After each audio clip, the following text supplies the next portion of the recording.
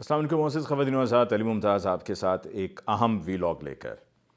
آپ سب نے 2022 9 اپریل کے بعد دیکھا کہ ہمارے ملک میں کیا کچھ نہیں ہوا۔ ظلم کی انتہا کر دی گئی۔ کرنے والے کون؟ یہی وردی میں ملبوس پولیس اہلکار۔ اور ان پر احکامات کون چلاتا رہا؟ وہی احکامات چلاتے رہے جو وردی میں ہی ملبوس انہی پولیس اہلکاروں کے افسران تھے۔ اور یہ افسران یہ ظلم جو کرتے رہے، یہ ظلم اس لیے کرتے رہے کہ ان کو ان کی نوکری بہت پیاری ہے۔ ان کو یہ لگتا ہے کہ ان کی اگر نوکری نہیں تو کچھ بھی نہیں۔ ان کو لگتا ہے کہ ان کی زندگی ختم ہو جائے گی اگر ان کی نوکری ان کے ساتھ نہیں رہے گی۔ ان میں نہ تو ضمیر ہے، نہ ہی ان میں احساس ہے، نہ ہی ان میں لوگوں کا درد ہے۔ ان کو اگر صرف کچھ نظر آتا ہے اور ان کی اگر نظروں کے سامنے کچھ ہے تو وہ مرات ہیں، وہ ٹھاٹھ باٹھ ہے، وہ اختیار ہے جو ان کو ان کی وردی دیتی ہے۔ یہی وجہ ہے کہ ان کو جب کوئی غیر قانونی کام کرنے کے لیے کہا گیا، ان کی طرف سے کیا گیا۔ سن 2014 میں ماڈل ٹاؤن کا واقعہ تو آپ کو یاد ہے نا؟ ماڈل ٹاؤن میں کیا ہوا تھا؟ ماڈل ٹاؤن میں دن دہاڑے 17 جون تاریخ تھی، 14 افراد کو شہید کر دیا گیا۔ اور وہ جو سارا ایپیسوڈ تھا، وہ جو سارا واقعہ تھا، وہ آپ نے اپنی ٹیلی ویژن سکرینز پر دیکھا۔ گولیاں چلتی رہیں، رات کی تاریکی میں نہیں بلکہ دن دہاڑے گولیاں چلتی رہیں، اور کوئی دیہی علاقے میں نہیں، کوئی ایسے دور دراز علاقے میں نہیں کہ جہاں پر کوئی رسائی نہیں ہے میڈیا کی، بلکہ عین شہر لاہور کے مرکز میں ماڈل ٹاؤن میں یہ واقعہ ہوا۔ اور پولیس وردی پہنے ہوئے سیدھا اسٹریٹ فائر کر رہی تھی۔ ایک حاملہ خاتون تھی، تنزیلہ بہن، وہ شہید ہوئیں۔ اس کے بعد تو یہ طے ہو گیا تھا کہ یہ پولیس کی بربریت جاری رہے گی۔ میں نے گزشتہ 14 سال میں اپنے صحافتی کیریئر میں ہمیشہ مظلوم کا ساتھ دیا ہے۔ کراچی سے لے کے خیبر تک کہاں کہاں نہیں گیا، شہر شہر گیا، گاؤں گاؤں گیا، اور تاریک رستوں پر چلا، ایسی جگہوں سے جا کر پروگرام کیے کہ جہاں پر جانا مناسب نہیں تھا، لیکن میں پھر بھی گیا۔ میں نے جا کر وہاں پر مظلوم کی آواز اٹھائی۔ اگر کہیں پر پولیس کی طرف سے کسی کے ساتھ ظلم اور زیادتی ہو رہی تھی تو اس پر بھی میں نے آواز اٹھائی۔ الحمدللہ، اللہ تعالیٰ کا شکر ہے کہ میں نہیں گھبرایا، میں ڈٹ کر کھڑا رہا۔ اور وہ اس لیے کہ میں نے یہ ٹھان لیا تھا جب میں شعبے میں آیا تھا کہ جہاں کہیں بھی ظلم ہوگا، جہاں کہیں بھی ظلم ہوگا، میں ظلم کے خلاف آواز ضرور اٹھاؤں گا۔ اور یہی وجہ ہے کہ میں یہ سب کرتا رہا، مظلوم کے ساتھ کھڑا رہا۔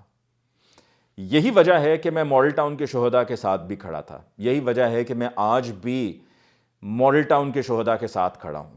پھر اس کے بعد چونکہ میں نے یہ سب پولیس کو کرتے ہوئے دیکھا تھا، بہت سے لوگوں نے نہیں دیکھا تھا، لیکن ہمیشہ ایک نئی انتہا پر پہنچی پولیس، بربریت کو لے کر، ظلم کو لے کر، اپنی غنڈہ گردی کو لے کر، اپنی بدماشی کو لے کر، اور پولیس میں بھرتی جو گلو بٹ، جیسا کہ ہم نے 17 جون 2014 کو ماڈل ٹاؤن میں دیکھے تھے، وہ اور ہمیں نظر آئے۔ میں نے 2014 کے دھرنے میں 30 اگست کی پوری رات، 31 اگست، وہ شیلنگ اور وہ تب کا ظلم بھی دیکھا۔ میں نے دیکھا کہ کس طرح سے اس طرح سے سر پر ظلم کا بھوت سوار تھا پولیس کے، کہ میرے ساتھ ہی کام کرنے والے 2 کیمرامین تھے، وہ پولیس جس سائڈ پر کھڑی تھی وہ اس طرف گئے کسی کام سے، تو ان کے سر پر انہوں نے ڈنڈے مار کر ان کے سر پھاڑ دیے۔ میں نے وہ شیل دیکھے، ڈھیر لگا ہوا تھا، ایک لٹرلی پہاڑ بن گیا تھا، اتنے شیل فائر کیے گئے تھے 2014 دھرنے کے دوران اسلام آباد میں۔ پھر اس کے بعد آپ نے 2022-25 میں کو دیکھا کیا ہوا۔ آپ نے دیکھا جس طرح سے چادر اور چار دیواری کا تقدس پامال ہوا۔ آپ نے پھر اس کے بعد مارچ سن 2023 میں ضلع شاہ کے ساتھ کیا ہوا، آپ نے وہ بھی دیکھا۔ آپ نے دیکھا کہ ضلع شاہ کے واقعے کے بعد جو 14-15 مارچ کو ماڈل ٹاؤن زمان پارک میں عمران خان صاحب کو گرفتار کرنے کی کوشش میں جو شیلنگ کی گئی، وہ بھی آپ نے سب اپنی آنکھوں کے سامنے دیکھی۔ آپ نے دیکھا کہ جب اسلام آباد عمران خان صاحب گئے تو وہاں پر پولیس نے شیلنگ کر کے دوبارہ سے عمران خان صاحب کو، جب انہوں نے حاضری لگانی تھی جوڈیشل کمپلیکس میں، ان کو گرفتار کرنے کی کوشش کی، اور وہاں پر بھی کوئی تفریق نہیں کی کہ بچہ ہے، بڑا ہے، بوڑھا ہے۔ ظلم ہوتا چلا گیا۔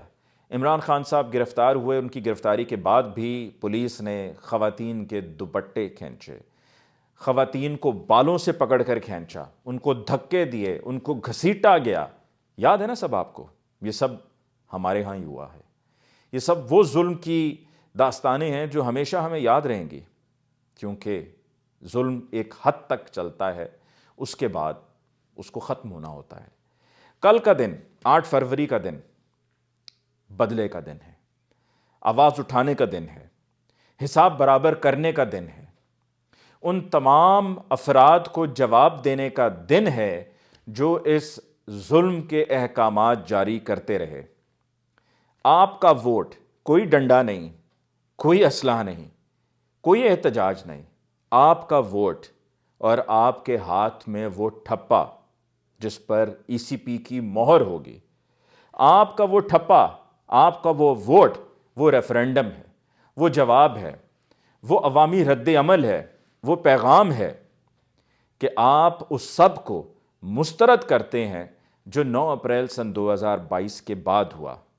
میں اس سب کو مسترد کرتا ہوں، کیونکہ میں نے جیسا کہ پہلے کہا کہ میں نے اپنے صحافتی کیریئر میں 14 سال جب ظلم کے خلاف آواز اٹھائی ہے، مظلوم کا ساتھ دیا ہے، تو یہ کیسے ہو سکتا ہے، یہ کیسے ہو سکتا ہے کہ میں کل 8 فروری سن 2024 اپنے ووٹ کے ذریعے مظلوم کا ساتھ نہ دوں؟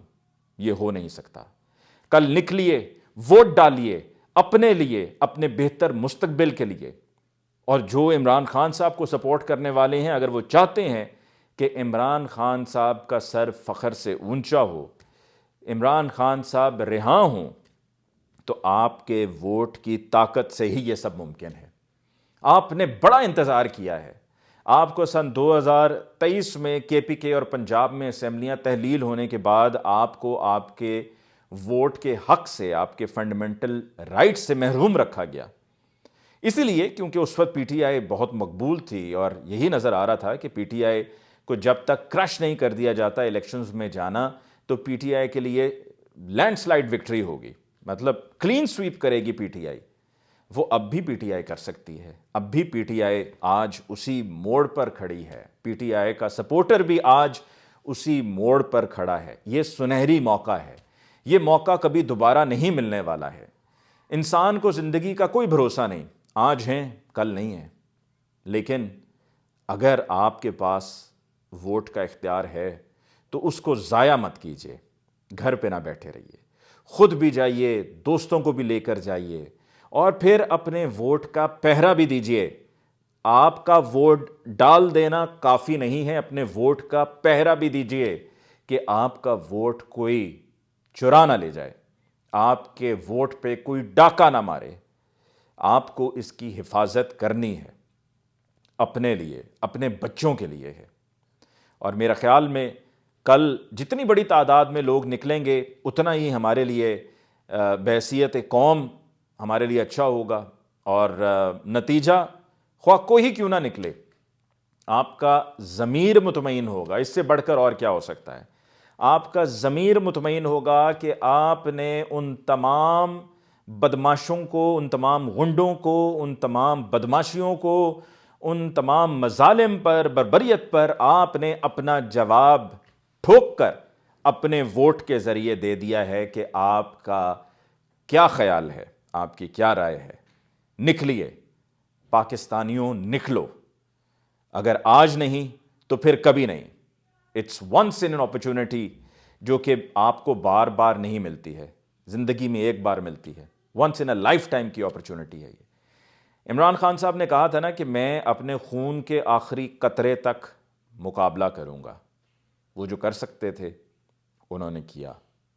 اب بال آپ کے کورٹ میں ہے، بال میرے کورٹ میں ہے، بال ایک ووٹر کے کورٹ میں ہے۔